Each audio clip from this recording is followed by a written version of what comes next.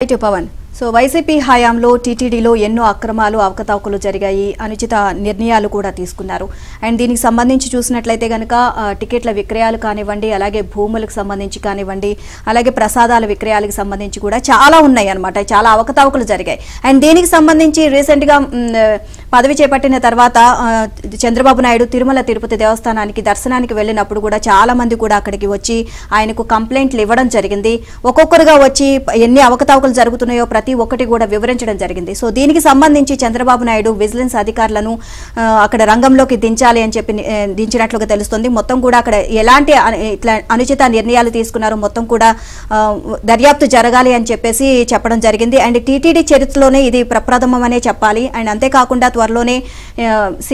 CID అధికారులు కూడా రంగంలోకి దిగబోతున్నారు సో దీంతో వీళ్ళందరూ కూడా రంగంలో దిగి దర్యాప్తు చేస్తున్నారని తెలియగానే మొత్తం అక్కడ అనుచిత నిర్ణయాలు తీసుకున్న అధికారులందరూ కూడా టెన్షన్ పడుతున్న పరిస్థితి అయితే కనిపిస్తోంది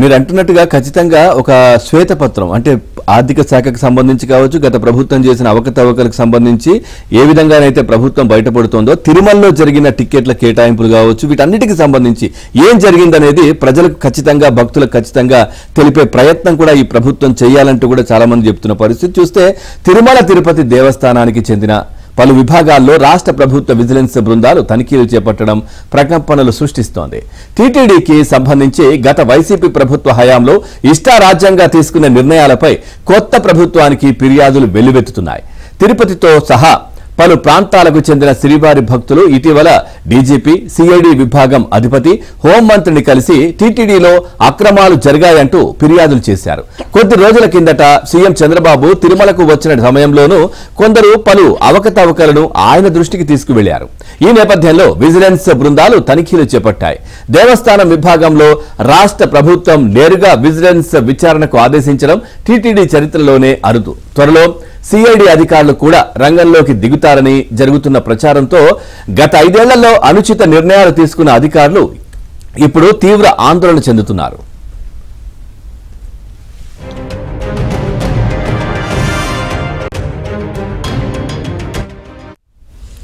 2019లో వైసీపీ ప్రభుత్వం ఏర్పడిన తర్వాత మాజీ సీఎం జగన్ కు స్వయాన చిన్నాన అయిన వైవి సుబ్బారెడ్డి 4 ఏళ్లకు పైగా టీటీడీ బోర్డు చైర్మన్ గా కొనసాగారు టీటీడీ చరిత్రలో ఏ బోర్డు చైర్మన్ కూడా చేయని స్థాయిలో ఆయన అధికారం చెలాయించారు సుబ్బారెడ్డి అనంతరం ఎన్నికల వరకు భూమన కరుణాకర్ రెడ్డి చైర్మన్ గా వ్యవహరించారు ఆయన కూడా జగన్ కుటుంబానికి సన్నిహితుడిగా పేరుపట్టారు ఇక భూమన సైతం ఇంచుమించు వైవి సుబ్బారెడ్డి తరహాలోనే అధికారం చెలాయించారు మరోవైపు తిరుమల జేఈఓ పోస్టులో డిప్యూటేషన్ పై నియమితులైన ఏవి ధర్మారెడ్డి తర్వాత అదనపు ఈవోగా పదోన్నతి పొంది 5 ఏళ్ల పాటు కొనసాగారు ఇక చివరి దశలో ఈవో జవహర్ రెడ్డి బదిలీతో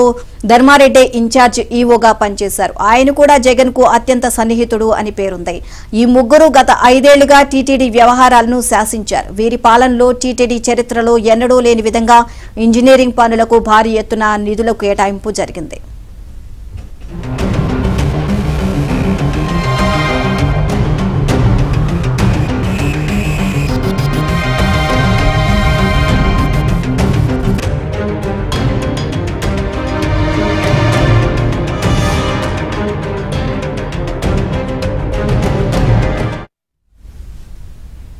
రైట్గా అంతకు ముందు ఏడాది సగటున 150 కోట్ల ఇంజనీరింగ్ పనులకు కేటాయించేవారు అయితే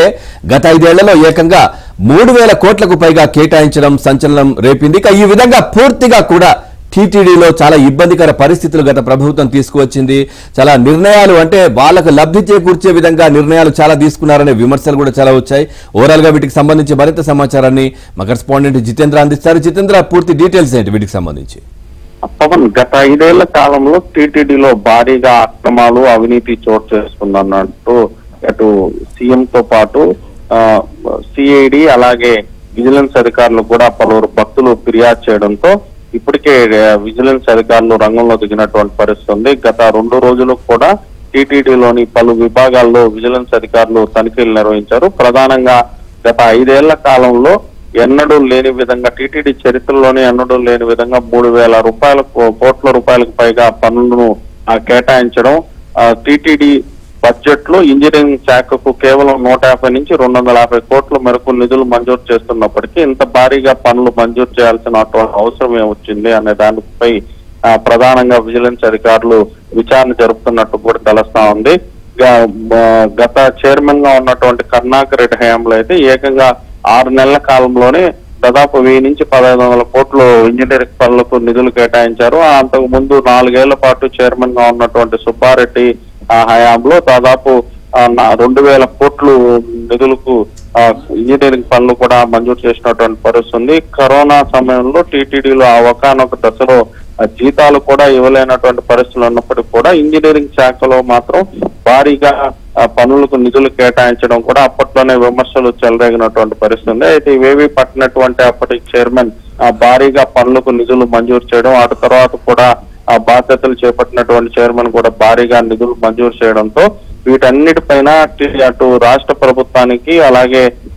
సిఐడి విజిలెన్స్ అధికారులకు ఫిర్యాదులు అందడంతో వాళ్ళు ఇప్పటికే రంగంలో దిగి విచారణ జరుపుతున్నటువంటి పరిస్థితి ఉంది. ఇందులో భాగంగా ఇంజనీరింగ్ అధికారుల వద్ద పలు కీలక దర్శనాలను కూడా ఈ విజిలెన్స్ అధికారులు కూడా స్వాధీనం చేసుకున్నటువంటి పరిస్థితి కూడా తెలుస్తోంది. మరోపక్క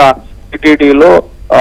సేవా టికెట్లు అలాగే విఐపి బ్రేక్ దర్శన్ టికెట్లు కూడా నిత్యం విచక్షణ కోటా కింద కేటాయిస్తూ ఉంటారు. ఇందులో కూడా భారీగా అక్రమాలు చోటు చేసుకున్నాయన్న ఫిర్యాదుల నేపథ్యంలో దానికి సంబంధించినటువంటి రికార్డులను కూడా అధికారులు పరిశీలిస్తున్నటువంటి పరిస్థితి ఉంది. మరోవైపు శ్రీవాణి ట్రస్ట్ దీనిపై టీడీపీ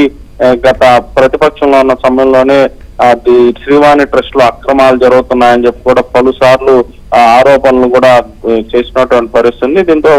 ప్రస్తుతం టీడీపీ కూటమి ప్రభుత్వం అధికారంలో ఉన్న నేపథ్యంలో శ్రీవాణి ట్రస్ట్ లో జరిగిన అక్రమాలపై కూడా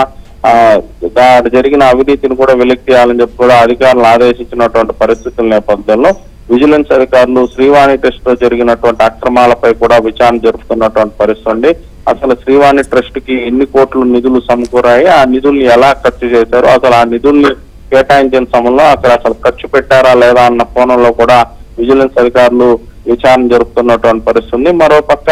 ఇప్పటికే జనసేనతో పాటు తిరుపతికి చెందినటువంటి బీజేపీ నేత నవీన్ కుమార్ రెడ్డి సిఐడి కూడా టీటీడీలో జరిగిన అవినీతి అక్రమాలపై ఫిర్యాదులు చేయడంతో